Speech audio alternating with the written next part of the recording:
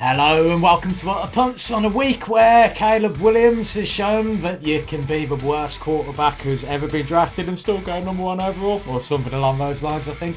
We've got more important highlights for you today. Last week we promised you an update from Bin Wars. Jim, you've spoken to Bell. Do you want to let us know what's been happening in his Bin Wars? Yeah, so it's breaking news, guys, in the sense that producer Bell has effectively declared war on the bin stealing scumbag. We've had it confirmed by reliable sources that there is now a turret set up for monitoring this and a potential for a massacre if he continues to go ahead with his scumbag ways. So yeah, I think that's it's a developing story as we continue on. But realistically, I've heard on good authority that there's heavy duty chains involved on this, multiple locking points, and yet overall it's just sort of escalated into what can only be described as bin gate now. Ollie, got any comments to make? I'm just imagining Bell with his binoculars every day, looking out for the for the scum, trying to steal his bin. Oh, hold on, you might have hit the nail on the head. If Bell's been caught looking out of his window with binoculars, Bingate might just be an elaborate cover. Let's hope not. He's our friend. Right, okay. I mean, what's been going on in the NFL this weekend, guys? I know I briefly mentioned Caleb, but that's only my own personal sort of like Joy. bone to pick. Yeah, joy. Yeah. Do you want to start there? Who's Yeah, I your think we Caleb? should start with Caleb Williams, and I think a good place to start is the number 22, which is the number of drives that the Chicago Bears have now done without scoring a touchdown. So I think that's quite notable and halfway towards Deshaun Watson's ineptitude for the Cleveland Browns. So that that's on the scale of, just so everyone can understand just how bad that is. That's pretty bad. So yeah, I mean, if you watch the game, I mean, losing in that fashion to the Patriots for one is unpleasant to say the least for Bears fans. But yeah, I've seen today the comments. As we mentioned on last week's podcast, we think Eberflus is probably under significant pressure and on the hot seat, which I'd say has got even hotter now. And I think that's been backed up by the fact that they're going to be making, I've seen quotes today that they're going to make significant changes on offense to try and get Caleb going. And there was even a mention of a potential quarterback change, which Eberflus has actually shut down. So, like it or lump it, the Bears are stuck with Caleb Williams for the rest of the season by the look of it, as their starting quarterback. I'm not sure how many other changes you can make when you've got the three deep top wide receiver group in the league. And an offensive line whose starters aren't great. So if their backups are better, then that begs the question what they've been doing for an entire off season and 9 games this season. So the usual mess in Chicago is probably the best way to describe this. Yeah, I mean, you look at their schedule this season. The first half of the season is meant to be their easy part, right? They haven't had any divisional games yet, so they haven't come up against the Packers, Vikings, or Lions, and you think after their last week to the Cardinals where they got battered, the Commanders, the Hail Mary, which was, you could say, unlucky, some would say hilarious. But you'd think this Patriots game, that's the one where you get back on track. That's the one you really need to win if you have any hopes of achieving something or even just getting a bit of momentum going this season. Now you look at the rest of their schedule. So they've got the Packers next, the Vikings, the Lions, the 49ers, the Vikings again, the Lions, Seahawks, and the Packers. How many wins realistically do they get from that? And One. you look at teams that failed to beat as well, like the Colts. It's a bad look for Matt Eberflus, and especially with the number 1 draft pick. It just seems like Chicago's been Chicago again, and they've got talent around Caleb. It's not like they're talent deficient around him, and they're just not performing. But to not score a touchdown against the Patriots, or even be able to get more, or even to get multiple field goals, because we'll probably talk about that later, Well, is pretty poor. Ollie, there's one stat that I'd like you to mull over for a second. Before the game against Chicago, New England Patriots had managed 16 sacks on the season, which I think was 29th overall in the league. And then before they played, they did manage to pick up Yannick Ngakoue from the Baltimore Ravens to improve their pass rush. Which, might give the Bears an excuse, but Yannick didn't actually play. He just happened to sign. And against the Patriots, Caleb got sacked 9 times. So nearly 60% of their season's total were achieved in one game against one QB. How do you think Caleb's feeling today, boys? Let's just put it this way as well. This is the defense that Bill Belichick openly called soft 2 weeks ago. So not Bill Belichick. Jeremiah called them soft. Bill Belichick defended yeah, them. sorry, my bad. Yeah, so their own head coach called them soft 2 weeks ago. Patriots defense is talent is probably same as the Patriots roster in general. Talent deficient, I think is fair to say. That they've had bad drafts for years under Belichick, and obviously they've gone quarterback of the future this year. So the concerning piece for me would be the scheming piece for the offense here. When you've got a mobile quarterback taking 9 sacks, that's a good way to get him put on IR and missing significant chunks of the season. So I think the choices for the Chicago owners is going to come down to it's not responsible to have Eberflus in charge of this team anymore, and I think that decision will be coming sooner rather than later. We've already seen Justin Fields flame out under him, and because he took too many sacks and held the ball too long. So it's either that the talent evaluation process is way off, and you've basically drafted Justin Fields too, 3 years later or whatever it is, or it's just not a competent offense. And I think that's where we are. And in terms of Caleb Williams, I saw a quote about punting that he said to the Chicago Bears punter just after he got drafted, saying, "Oh, don't worry, you won't be punting much this year." And I think we're 9 games in. They've punted, I want to say, 48 times in 9 games, which is obviously, that's what 6. That's pretty much 6 a game.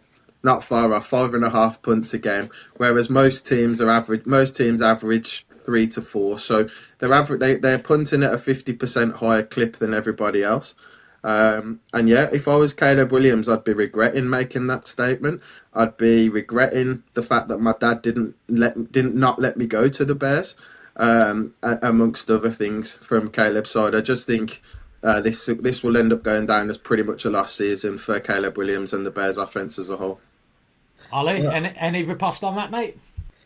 Yeah, I mean, it's hard to argue any of it, and I'm not going to, but I'll say just to shine the light away from Caleb a little bit, although we all know our opinions on him here, I think keeping Matt Eberflus was just a significant mistake. I think anyone from an outside view could see this was not the guy to lead your franchise. First of all, it's a defensive head coach, and there's nothing wrong with that, but with the way that Chicago were building their roster, you get a great defensive coordinator in there, you're fine, but it was the offense that really needs work, and they've kept Eberflus, especially in an off-season where you've had a lot of good head coaches available. Jim Harbaugh, one of the names that were potentially linked with them, and you've decided you're going to go with Eberflus, who hasn't won away on a Sunday at all, as the head coach of the Chicago Bears, the most commonly played day in the league.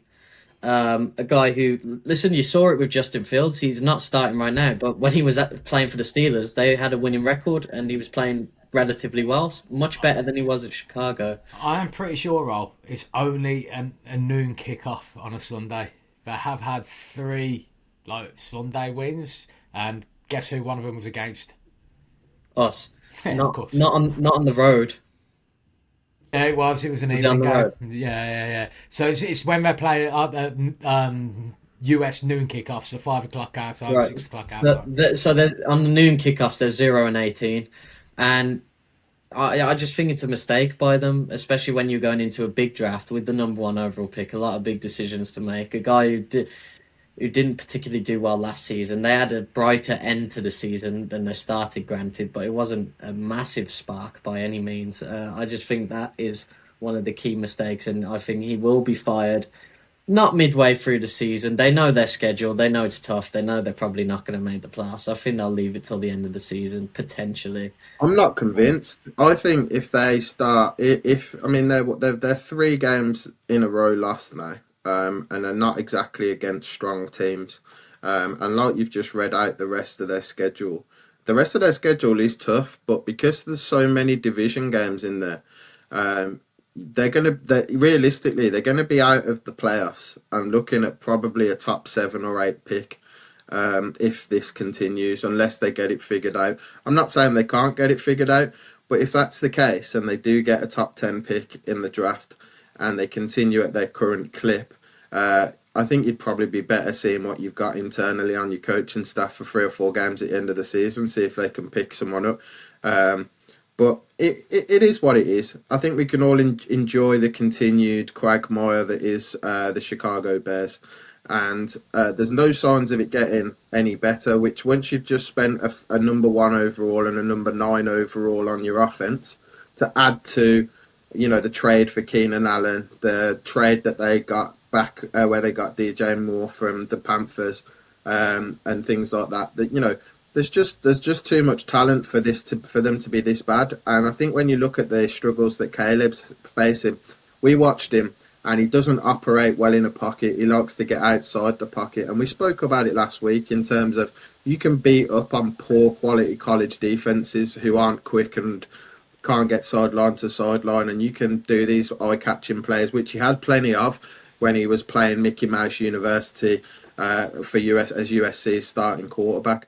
In the NFL, even the worst defenses, and I'd actually put the Patriots in, probably the bottom 10 defenses in the league on this one. They made him look very, very poor. He operating inside structure, can't do that. Operating outside structure, that's not working. There's no plan B. And I think ultimately Caleb should feel let down by his coaching staff, but I also feel his coaching staff should feel let down by the promise that was Caleb Williams that he made himself, and he hasn't delivered on. Yeah, I mean, I'll be honest, when I look at that schedule, I think, okay, the Seahawks maybe, and I'll be honest, the Vikings as a game, but then if you look at the Vikings defense as at least maybe 1 or 2 games, but they've been pretty consistent most of the season, them getting to Caleb, I just don't see Chicago picking up any wins. I mean, they might get one, you never know, it's the NFL, they might beat us, they might actually shock Detroit or the Packers in one of the games, you never know, but realistically, from a logical standpoint, looking at that schedule, I just don't see any more wins on the board, especially if you can't beat the Patriots. Granted, the Commanders game was pretty unlucky for them in terms of that Hail Mary right at the end. But at the end of the day, that was laziness from their defense, giving up, not just thinking it's over. So, and I think the other piece on this is as well. I think the issue is compounded by the fact that you've got Jaden Daniels, who's the leading candidate for Offensive Rookie of the Year. Drake May's come in for the Patriots and looks good.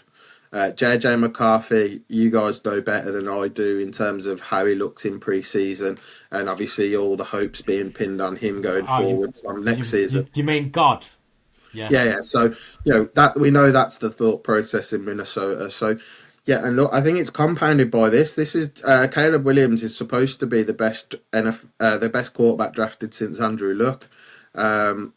And he looks like a very, very poor man's Kyler Murray at the moment, without the speed and without the accuracy on the deep ball. And if you've got bad Kyler Murray, we've seen what that's meant for Arizona in over a couple of the last sort of 3 or 4 seasons.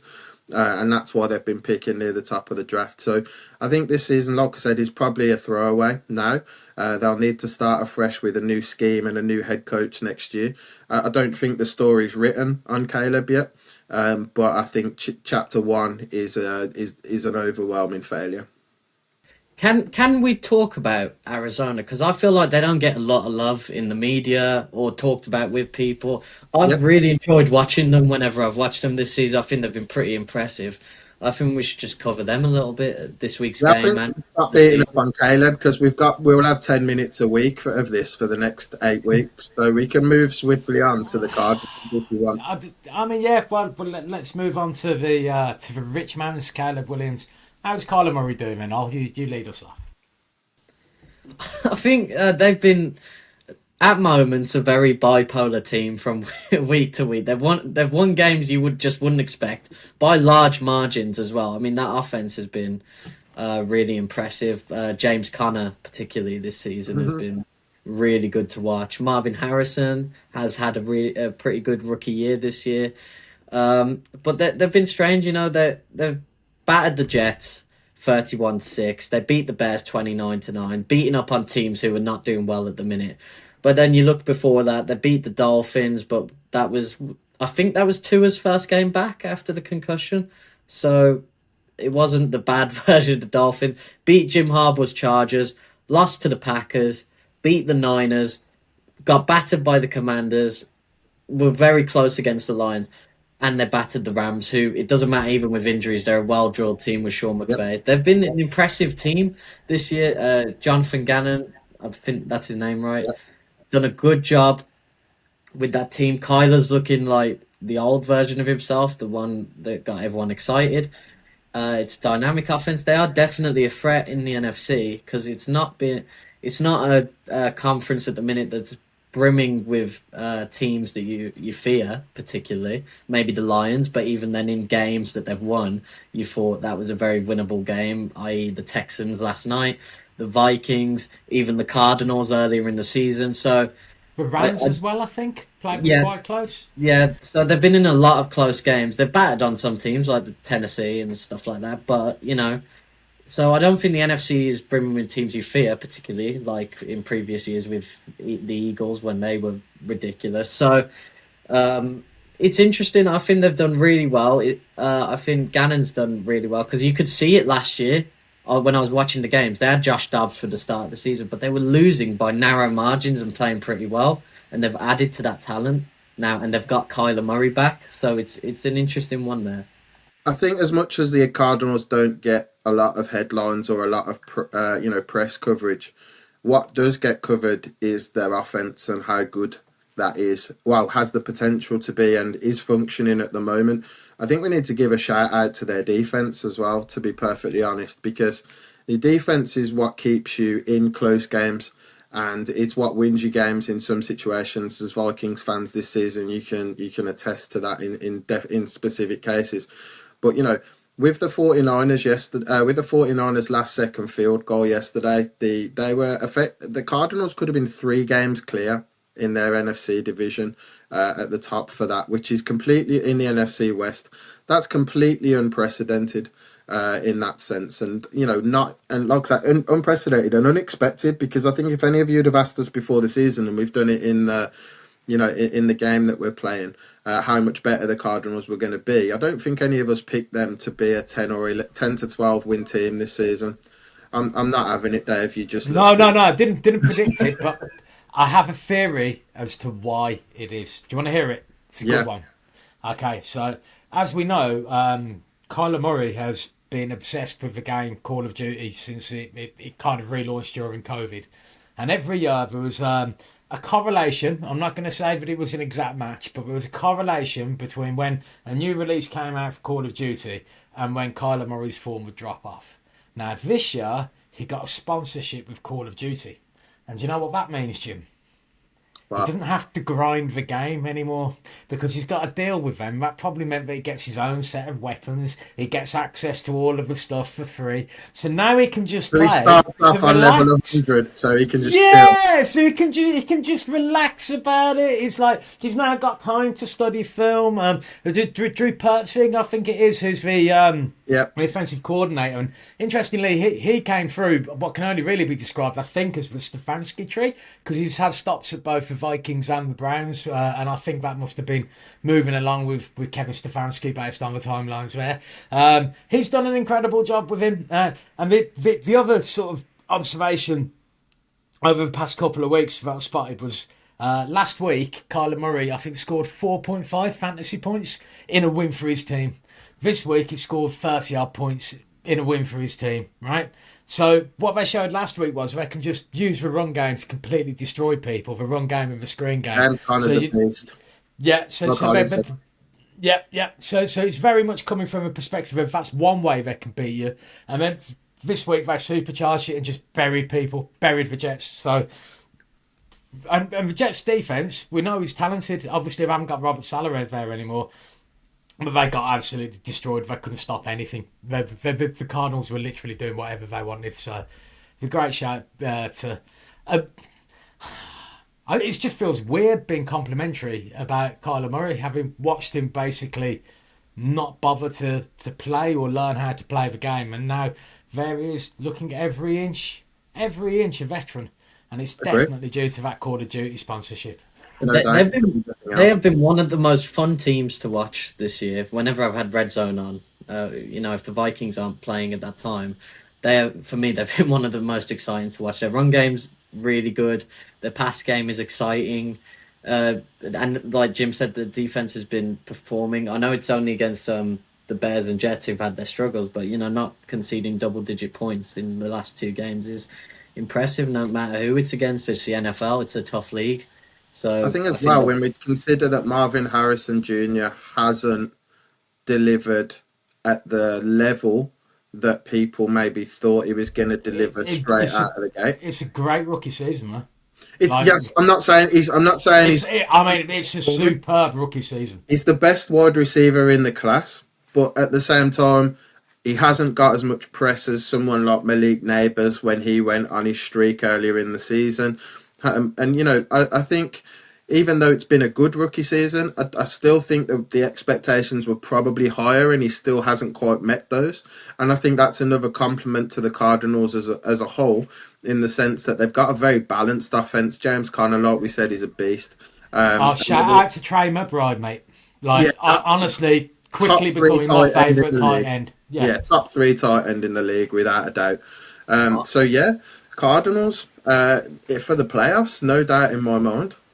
I know this isn't how statistics work, but if we just we're halfway through the season, so if we just take Marvin Harrison's stats and double them, just see what that would look like. He would be. Are you going to call me out for talking crap now, Ollie? Is that what the purpose of this? No. Only with statistical analysis, Joe. It counts for nothing. So he's on 499 yards. So let's double that, 998, and then 6 touchdowns, so 12 touchdowns. That's a similar amount to Jordan Addison last season, who's been seen as one of the best wide receivers and the best of that draft class. Obviously, he's our number 2, but for most of last season, he was the number 1. Zay Flowers was probably the best wide receiver. Where did you pick Addison? Was it about 23, 24? Yeah. He was the last one of those wide receivers. Harrison went at 3. Yeah. So I agree with the comparison, and ultimately, I do think it's, 1,000 yards as a rookie, as a wide receiver, 12 touchdowns, incredible output, no doubt about it. I'm not belittling that piece at all. All I'm saying is I think the way that he was being sold to everybody, and the fact that he didn't draft work out at all, and everyone started calling him a prima donna because he believed his own hype. I think at that point people were going, this is a 1,500 yard a season rookie with 12 to 18 touchdowns, because he's going to be the only weapon that the Cardinals have got. And it's credit to the Cardinals that hasn't come to pass, in the sense that they haven't had to rely on just force feeding Marvin Harrison the ball. And as a result of that, Kyler Murray's been able to play to his strengths, run around. Trey McBride is a great option in the passing game, a top 3 tight end, as I said, in my opinion, in the league at the moment. Maybe that might be generous, maybe top 5, but he is that good. The offensive line's functioning at a high level, defense at a high level. So Cardinals, I'm not all in on the Cardinals, because I don't think they are. They're not ready. They haven't got enough talent to make a splash in the playoffs. I think they may be one and done. but once they go up against a better team. But at the same time, that we have to give credit where credit's due on the progress that they've made under Gannon and and with that team that they've got, and ultimately Marvin Harrison's a part of that, just maybe not as big a part of it as some people expected.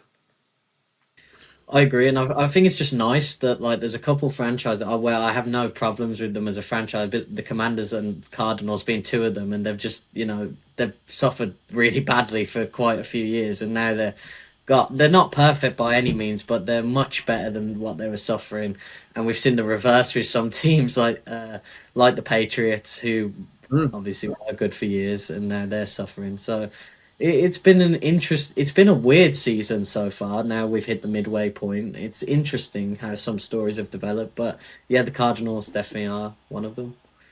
I think we're following a trend of Lincoln Riley college quarterbacks here, so that can probably lead us to one of our next talking points. You can choose it because you're Vikings fan. We can talk Sam Darnold or we can talk Baker Mayfield. Well, whichever one it's going to be. Let's do it after we've heard from our sponsors. If you're anything like us at Utter Punts, we love the fantasy games surrounding the NFL, but sometimes they're a bit too focused on their American audiences. That's why we were blown away when the Fantasy Game Day app rolled into town, a weekly fantasy game with player values in pounds totally dedicated to the NFL's UK audience. There's insights and analysis and plenty of opportunity to compete with your friends, but the best bit, weekly cash prizes. Use code PUNTS when you sign up for a free entry after you play your first week.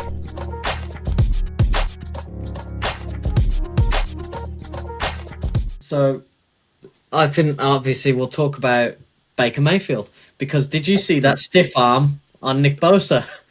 I did. That was ridiculous. Nick Bosa, fan of the show, just for those listening, big fan of the show, Nick Bosa. I mean, he's a big fan of Dan. So he might not be a fan of the show anymore. He's not a fan of the show anymore. I'm just a fan, remember. Yeah, now I'm a fan of Nick Bosa's probably more than Dan now, because I respect Nick Bosa's belief in freedom of speech and a lack of globalism in the world. So, yeah, Nick Bosa, freaking legend. But at the same time, mate, how did you let Baker stiff arm you? Come on, brother. For about 10 yards, for about 7 seconds and 10 yards. It was quite... And then he made the pass. It was unbelievable. Was it that pass that? Yeah, was it that pass that he made, or was it the face mask one that he made? I can't remember, but yeah, I just was watching. I was just laughing. Mate, Baker, honestly, like how anyone like even considered him a bust, I don't know. Like playing an entire season with no flipping shoulder, and having the guts to do that, and as time's progressed, for me, Baker's getting more and more mature. And like, kind of, I think appreciating people's love a bit more. Yeah, did you see the like comedy thing that they did where Baker Mayfield went undercover with a group of Tampa Bay Buccaneers fans going around the stadium before the season?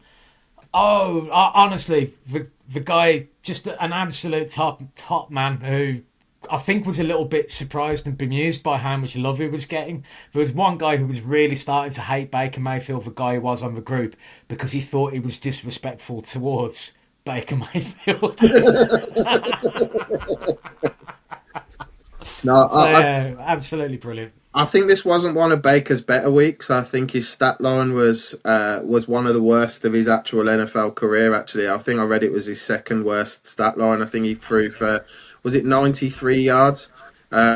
With a he was getting battered. And he was just hanging and throwing. Yeah, absolutely under siege for that entire game. And I think that we laugh about the 10-meter stiff arm, but that was just indicative of the pressure he faced on every snap. Nick Bosa ate him for breakfast on a few of those, and to be honest, that Bucs offensive line looked a little bit turnstile to me. They obviously have lost their top wide receivers. So Baker's dealing with what he has. I don't think the 49ers are what the 49ers were last year, even though Christian McCaffrey was back for this. But I think when Baker gets some weapons back, I think we'll start to see them back on the upswing quite quickly. They still put up 20 points and lost in the last second of the game to a field goal, which at best was 50-50 after that guy had missed 3 in that game already. Jake Moody. So yeah, I think credit where credit's due. Baker, he's he deserved his contract extension that he got in the summer from the Bucks after a 1-year prove-it deal. And he's realistically, he's $15 million a year cheaper than Kirk Cousins. I think the Buccaneers are really unlucky this season. They're 4-6 right now, but they've been in all their losses have come against pretty difficult teams, and they've been super competitive. So yesterday they lost 23-20 to the Niners. Last week they lost 30-24 to the Chiefs in overtime. They lost to the Falcons 31-26. They lost to the Ravens 41-31. So like the last 4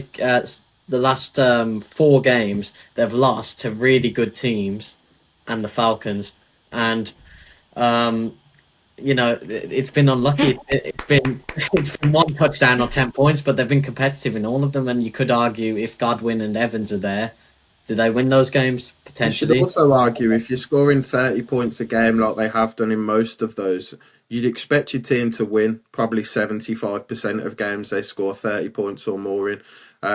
It suggests that their defense is letting them down, which I think is probably fair to say. They've got an aging Levante David in the linebacker core. They've struggled to get top tier pass rushers in the draft. They've tried a couple of times and that hasn't worked out for them.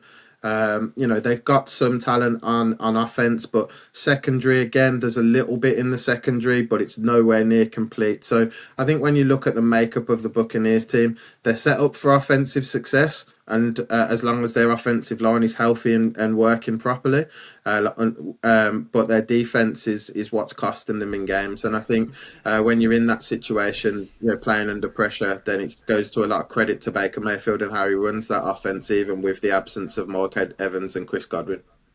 So one thing that I did notice when talking about the Bucs defense over the weekend was something that absolutely blew my mind, which was Antoine Winfield Jr. being run over by a wide receiver. Did you see it for a touchdown?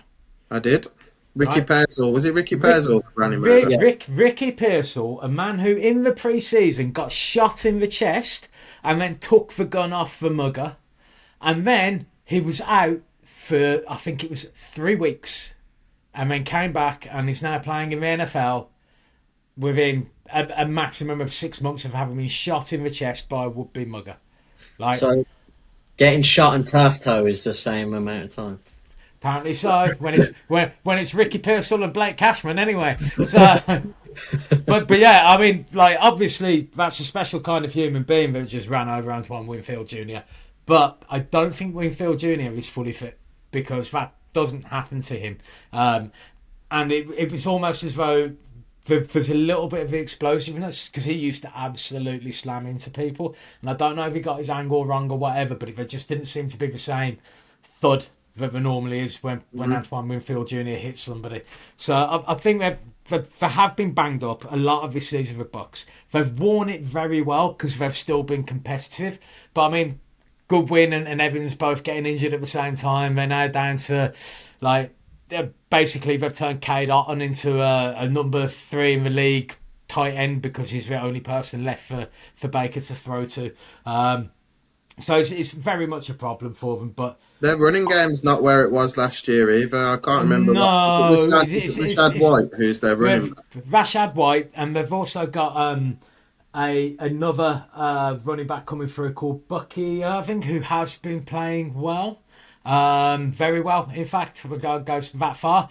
But Rashad White hasn't played well. He doesn't seem to have any burst at all this year, which is something of an anomaly for him. He looked quite explosive last year, so I don't know if it's injuries again.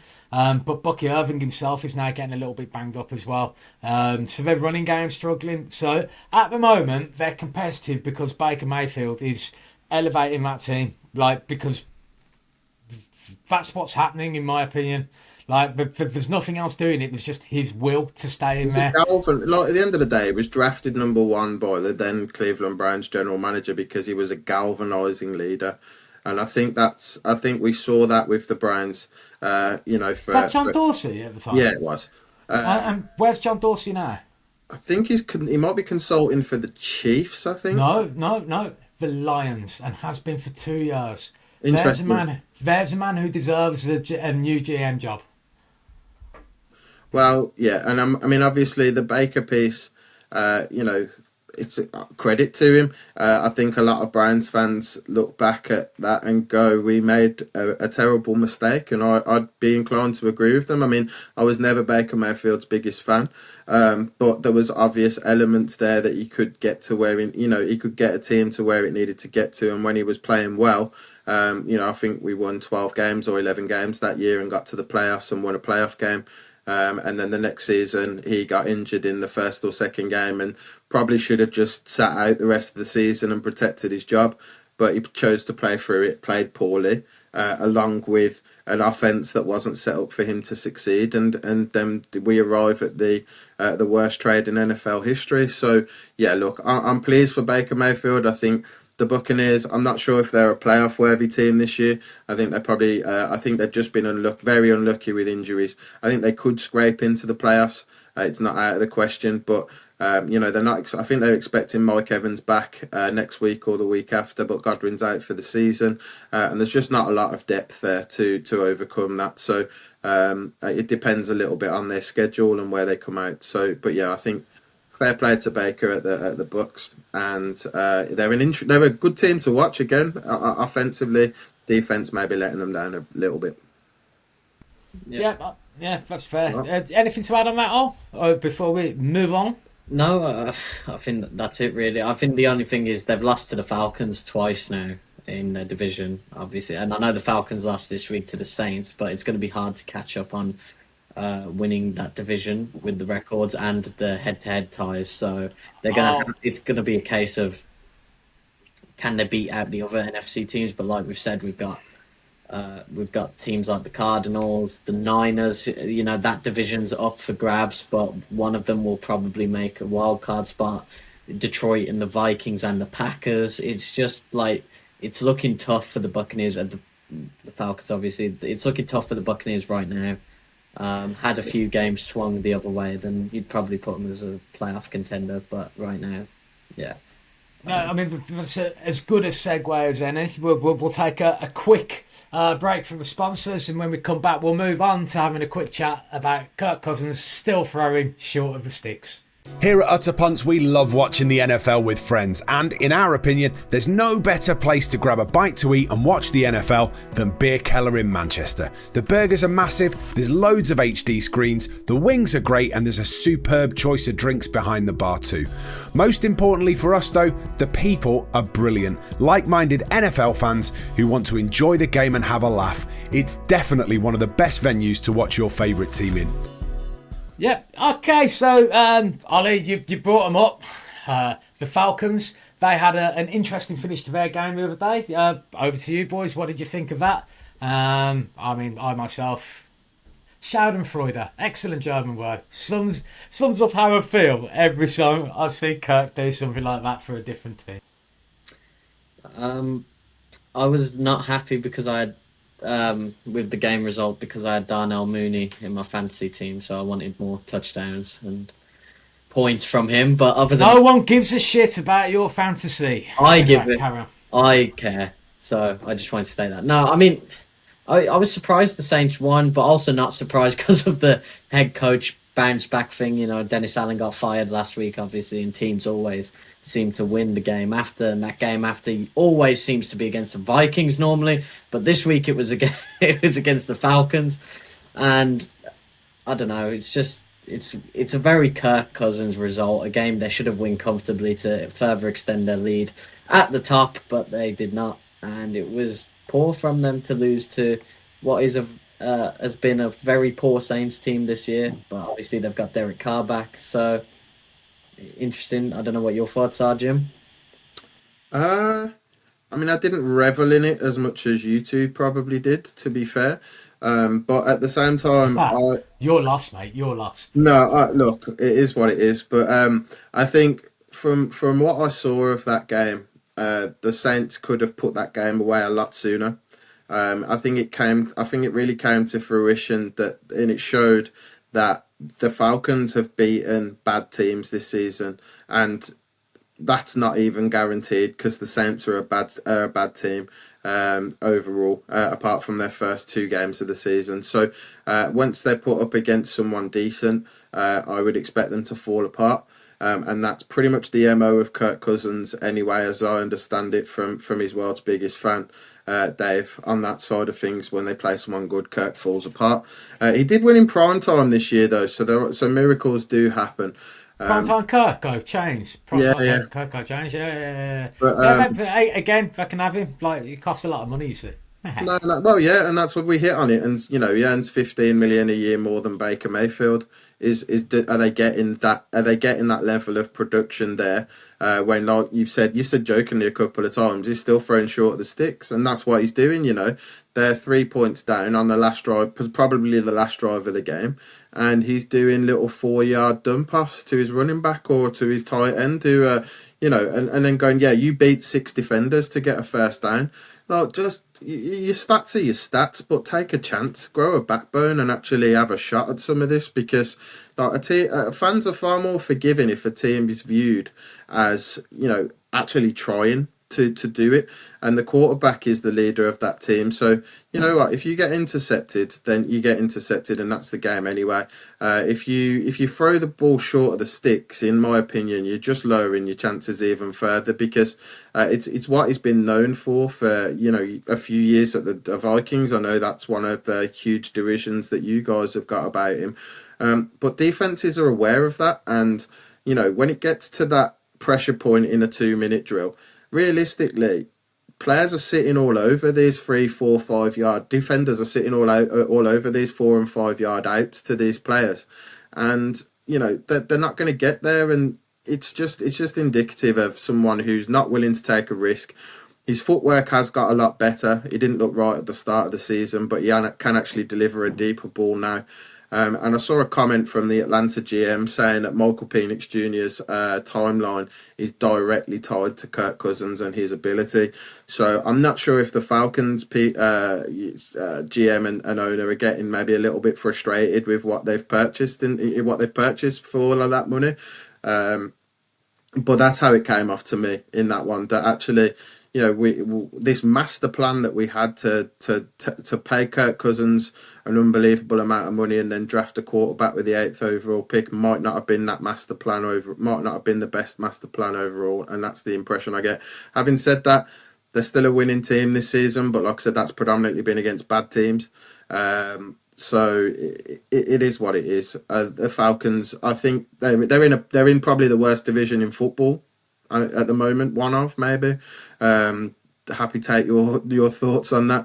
But so I think they probably will end up making the playoffs. But again, I think they'll be one and done.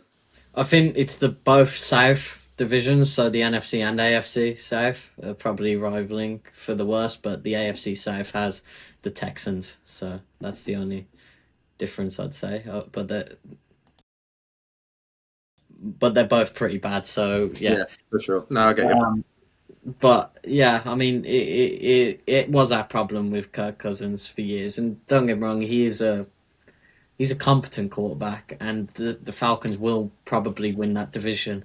It's just when it does come to crunch time, let's say I don't know the current seeding, but let's say against any of these teams, let's say they come up against the Cardinals or Philly or the Vikings or the Packers, do we really see them beating them? I don't. I think it'll probably be close because Kirk Cousins games tend to be close, but you lose by 1 score and get disappointed.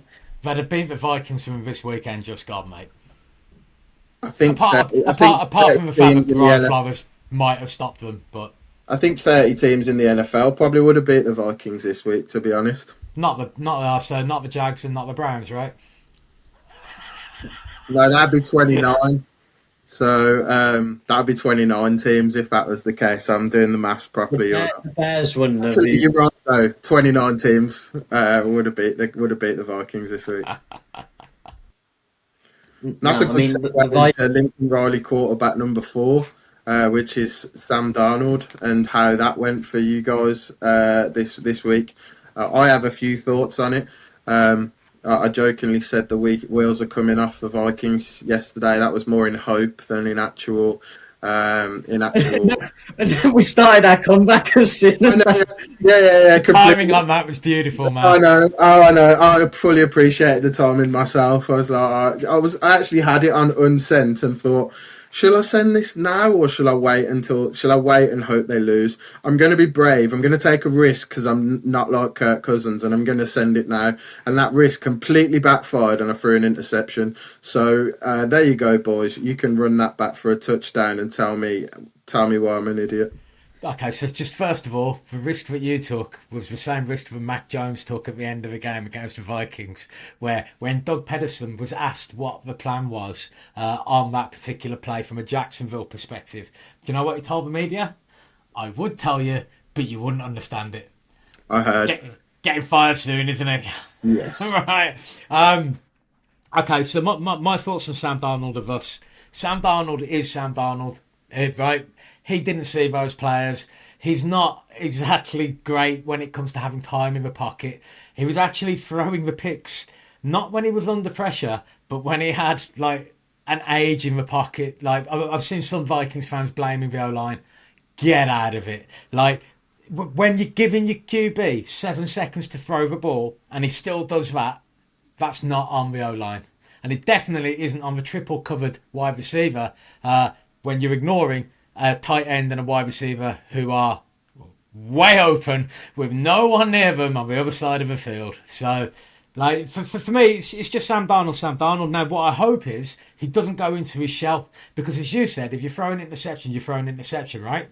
So I hope that Sam Darnold just keeps turning up and keeps doing that. He's going to have some good games, some bad games. But the worst thing that can happen with Sam Darnold is he stops trying to throw that bigger play, because as soon as people can sit down on him, he's going to have to keep hitting Hockenson, who he hit, by the way, I think it was 5 times on 3rd and long on a slant route, and he was getting Hockenson absolutely battered. And I don't want to see Hockenson getting hit by 3 wide receivers every time he's catching a slant 7 yards off the line of scrimmage. So something needs to happen, but the Vikings were, and I mean this, ridiculously good at the same time as being ridiculously rubbish. Because, Jim, 28 first downs we got in that game. Now, do you know how long it's been since the team scored 28 first downs and didn't score a single offensive touchdown? No. Nearly half a century. The last team who did it are the team famous for having bad quarterbacks, the Chicago Bears, in around 1980, I think. Maybe a little bit before. So, like... And the game was different then as well, right? So in terms of modern day NFL, that's unrivaled in terms of positive efficiency with lack of finishing product. Yeah, I mean, I if we read the stats here, the Vikings got 402 yards to the Jags on offense, to the Jags 143, 28, as Dave alluded to 10. 42 minutes and 19 seconds time of possession compared to Jags 17 minutes 41. 82 plays to 43, but 3 turnovers each. And look, I mean, I floated an opinion probably a month ago about Hockenson coming back to the Vikings and whether that would be a good or a bad thing for Darnold. And I think we saw both of the things, both of the outcomes in the game against the Jags yesterday, for it being a good and a bad thing. The good piece is obviously him hitting that, good, caught those five passes to get you first downs on 3rd down, happy days. The bad, because he's come in and he's given the offense more options now, and it's changed the playbook a little bit. So now you can go over the middle. You're not just throwing to the perimeters to Addison and Jefferson. I think did we see this? This is as a first example of the offense being slightly overcomplicated for Sam Darnold's skill set. And so your thought process was excellent, because I recall you saying Hockenson comes in, that's going to provide that underneath threat, which means that Sam might get off a big play over the top, which was a great thought process. The problem was he wasn't doing that when he should have been. So we were moving the ball very effectively up to the red zone. And once we got in the red zone, he was going back to I'm 30 yards away. Well, I'm 20 yards away from the red zone now. I'm going to drop back to 25 yards and I want to be putting the ball into the red zone. if he just kept moving the sticks, we'd have been fine. It was whenever he did his, well, I'm not going to take the underneath, or I'm not going to take my check down. I'm going to go for the big play. Oh, there's Justin. I just need to give him a chance. So I'm going to try and give him a chance by throwing the ball through three cornerbacks. But that's what I'm saying in terms of overcomplicating the offense. Like realistically, with Jefferson and Addison, you've got two reads in your offense. Now you've added Hawkinson into this. Is Sam Darnold capable of going to his third and his fourth read in that sense? Or I'm not even sure he was ever capable of going to his second, but I see what you're saying. And that's what I'm saying. For me, the problem with him is he knows where he wants to go before the play. And if it's not there, he's really bad at coming off it. And he only really tends to be able to come off it if he scrambles outside of a pocket and now he's just looking for someone in space. But it does appear to me, even with time, like I see his eyes moving, but I don't know whether or not to him, every time he's like coming across one of the Vikings receivers, he looks covered to him or not. Because if he's not throwing it because they look covered, why is he throwing it into triple coverage? Yeah, but and it was triple coverage on Hawkinson, triple coverage on JJ, triple coverage on Addison, double coverage on Naylor at one point, and like he just seems to throw it towards the players who are near defenders. I saw a quote from Jamar Chase last week, or it might have been after the Bengals Ravens game on Thursday, and it's were you open for the 2-point conversion, and he reiterated a quote that he said from last season, which is I'm always open. And I think Justin Jefferson probably has a similar mindset to that because what we've seen from him so far in his career, he is usually pretty open. And I think it's having a lot of faith in your playmakers, but you're obviously not risk assessing some of that correctly and not maybe reading the defense, or the defense has done something slightly different from what you've seen on tape and got to that point, and that's where he's come undone. But look, yes, he couldn't finish the touchdowns this week, but in terms of the yardage he put up, in terms of his general overall play, he kept you moving, and at the end of the day, you won the game. In spite of 3 interceptions, it helped that you were playing Matt Jones, who looked, for me, somewhat inexplicably completely out of his depth. Although credit to the Vikings defense, and also just Doug Peterson just looks like he's ringing it in there, and he's going to get fired. To be honest, because some of the mistakes that the Jaguars made yesterday, critical points are what cost them. And let's not forget, this was probably the worst game in the NFL this season from an overall, it is from a point scoring perspective. And just it was just a mess from start to finish. But when the sign of a good team is winning these games. And if you'd have lost that game, which it did look like you could feasibly have lost that game up until, halfway through the fourth quarter yesterday. You've got to take the positives out of that. And Sam, while the red zone offense didn't work, that's something to take away and work on in the week. The rest of the offense functioned at a fairly good level.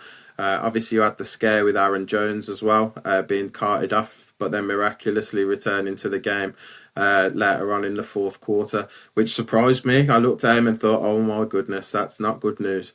And then he comes trotting out about 3 minutes later, straight out onto the field and takes a carry. So I thought that was quite an interesting nuance to that. But the Jags are in a hole.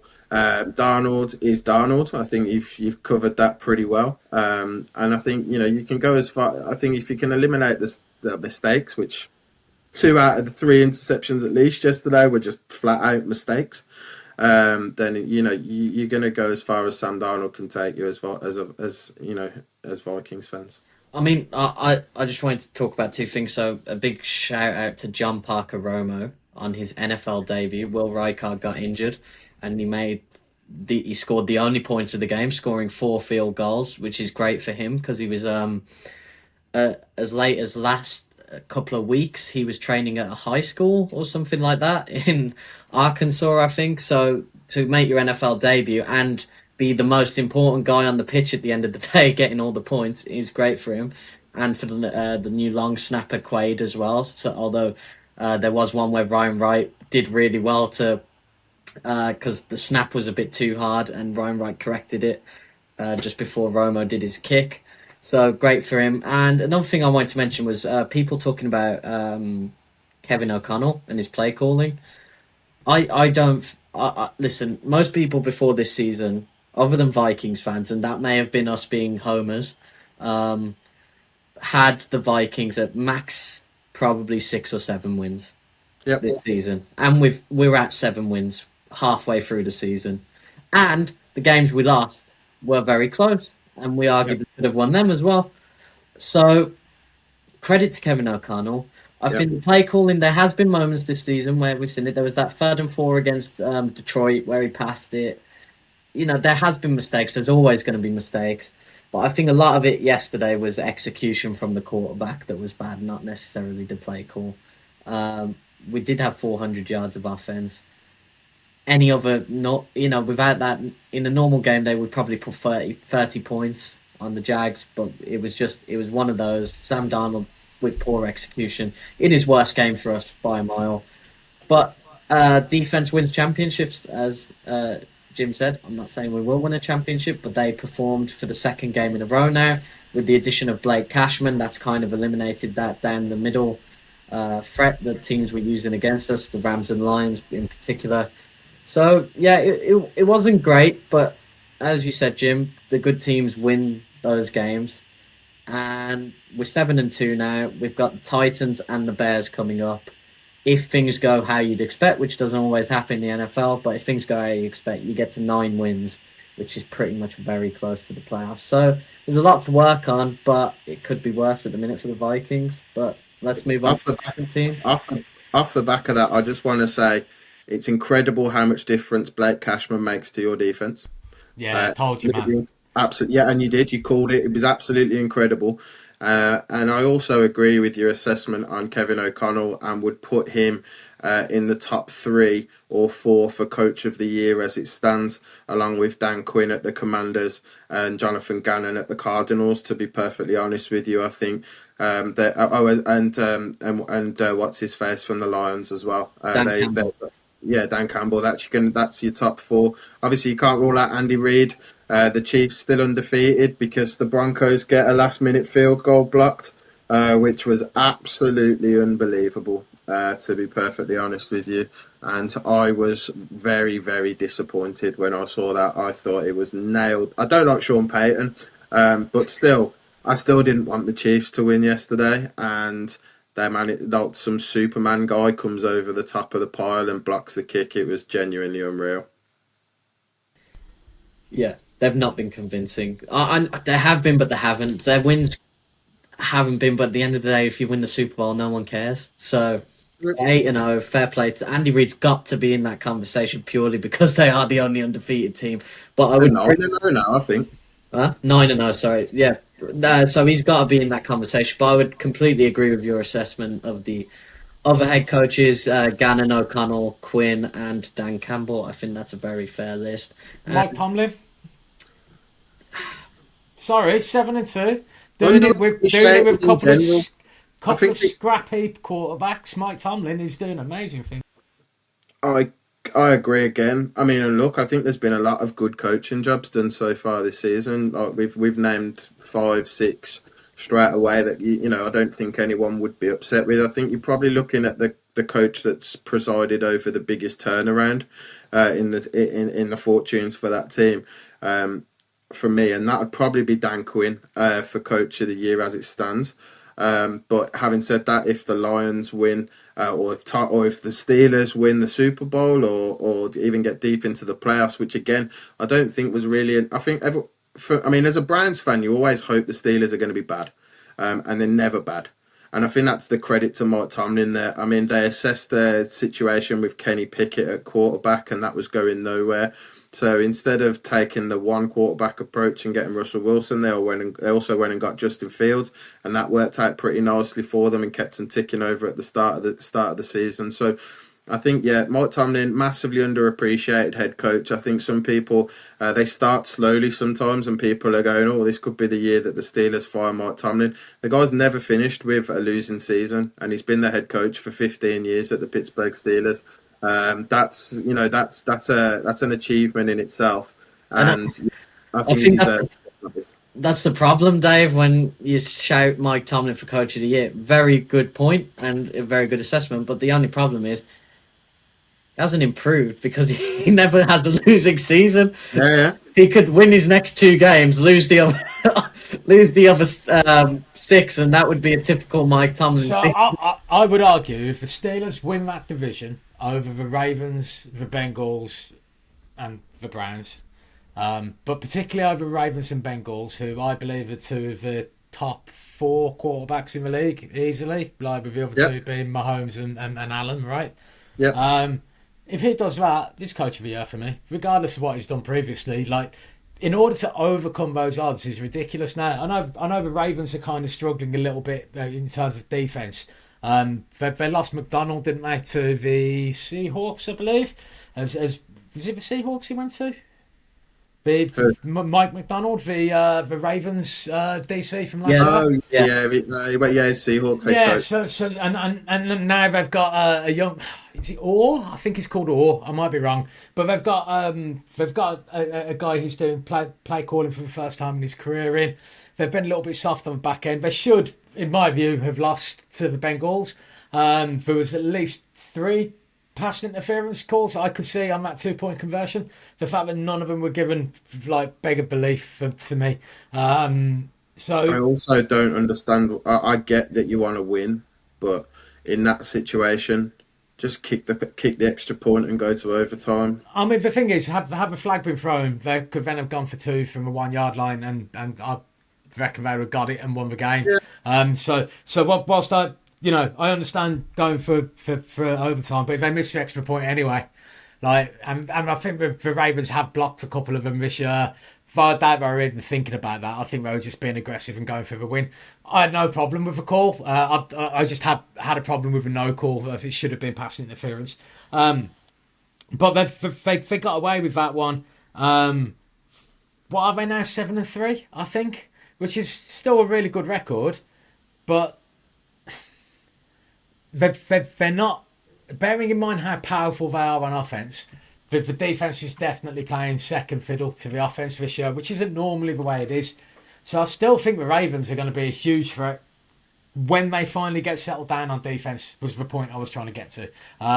When they finally get that sorted out, when they're finally comfortable on defense, the offense is going to keep rolling. So if Tomlin beats them, if he stops them from winning their division, that's amazing. If he holds off famous James beat up on that defense 2 weeks ago, and everyone had said, the Browns have arrived now. So I think it's relative. Well, at the end of the day, Lamar Jackson's having an MVP level season so far. The kid's unreal. And it was a shootout of 2 of the best quarterbacks in the NFL. And I think the game finished fittingly as you'd want it to finish, with 2 of the best quarterbacks in the NFL. But, on a game of chance, on the 2-point conversion, you win or you lose, and it's everything on the table. So credit to some respects. In this situation, I would have probably just taken the extra point just to push it into overtime, because if you would, and then a lot of it's on the toss. You win the toss for overtime, and you've got Joe Burrow, who was marching that team consistently down the field. It could have been 1 series and done in overtime, but ultimately you live and die by the sword. So Zach Taylor chose to live and die by the sword, and unfortunately they died by that sword in that game. Bengals have recovered well from a bad start to the season, but they do need to start picking. They need to start adding to that win column in order to get into. The Steelers are performing well. The Ravens are performing well. The Browns aren't, and the Bengals are performing well. But because of that bad start to the season, they're just behind in the divisional race for a playoff spot. Well, that's a very relevant conversation we've just had, because at 6:00 UK time next Sunday, the Steelers will be playing the Baltimore Ravens. So that'll be very interesting to see who wins. And I'm pretty surprised that that's not been flexed to prime time, considering the prime time game must have been protected. Chargers versus Bengals. Yeah, it must have been protected, mate. So the way the networks work in the States is when you're picking your slate of games, you can choose to protect certain games from being flexed. Obviously, no one thought the Vikings-Colts was worth a damn, so that was flexible last week. But that's how that works. Yeah. But yeah, that'll be a really good game, and like you two have just assessed, it'll be interesting to see who comes out on top in that game. That could be a division decider potentially. So yeah, Shall we finish with a quick shout out to Liam's main team, the New York Giants, and their performance against the Carolina Panthers in Munich, Germany, no less, as well. Nah. Final international game. Yeah, the NFL graced the Germans with the two worst teams in the league. I thought it was the final punishment for World War II. I think that's a fair shout. And judging by the quality of the overall game, I think that came to pass as well. Panthers picking up their third win of the season, second straight under Bryce Young, have now moved themselves out of the top 5 in the NFL draft order, which is an interesting piece on this one, and pushed the New York Giants into the number 2 spot as it stands. So I think it was hey, look, is Bryce Young the future of the Panthers? That's a question. I don't think so. But he's won 2 games in a row, which is more than any Panthers quarterback's done in the last 2 years. So, credit where credit's due. I'm loving it. Honestly, it looks different to me. He's getting rid of the ball quicker. He's doing the things that he needs to do to be successful with his style. He has to be a quick hit out. He can't try and hold the ball. He will die in the NFL if he tries to hold the ball. So what he's doing right now, he's got a chance. I think Brian Daboll is going to be fired fairly quickly. I think he'll probably last the season now. But I'd expect him to be one of the first names to go, which I think will be a shame, because I think whether he hitched his future to Daniel Jones as a quarterback or whether that was his GM, can't really comment on that. But let's be honest, that's a large reason for their downfall here. The guy can't throw forwards; he only throws sideways. So the Giants, they're not a good football team. We've said this from the start. We said they're one of the worst in the NFL. And I think that came to pass in Munich, losing to another one of the worst teams in the NFL that has just jettisoned a couple of pieces at the trade deadline to make themselves even worse. And they still beat the New York Giants. So I think there's big problems there. I think the race for the number 1 pick this year is just as exciting as the race for the Super Bowl. It feels like there's so many terrible teams this season in particular, and that any of them could clench that number 1 pick. And whichever one does might end up with Ben Johnson as their head coach. Well, you look at that as well, and you go, these teams that are vying for number 1, you've got the Jaguars, for example, that are set at quarterback but haven't got anything in their secondary. So, the way that it shapes out, it'd be it's creating quite a good drama for the actual draft night as well in April. Because if the Jaguars have number 1 overall, that'll be for sale for a team that wants a quarterback. But at the same time, they can't move too far down because they're going to want Travis Hunter from Colorado, who will fill a huge hole in their secondary and at wide receiver if they so choose. So, yeah, I completely agree. I think that race for the number 1 pick is interesting. The quarterbacks in the draft aren't probably on a level of what we've seen in the last draft or the draft before that, potentially. But I think, there's plenty of quarterback needy teams. The Browns, the Giants, the Raiders immediately spring to mind as 3 poor teams that don't have a quarterback, don't have their future quarterback on the roster currently. So, yeah, it's all shaking out quite interesting. And then you've got some good skill players at the top of that draft as well that it could be difference makers that could end up falling, and it could be another interesting one. I don't think we'll see 16 defensive players picked first in the draft, offensive players even picked first in the draft like it was this year. But still, it's creating an interesting storyline for the rest of the season. And I mean, if we had to bet on it now, who's picking number 1 overall in April? What are you saying, Ollie?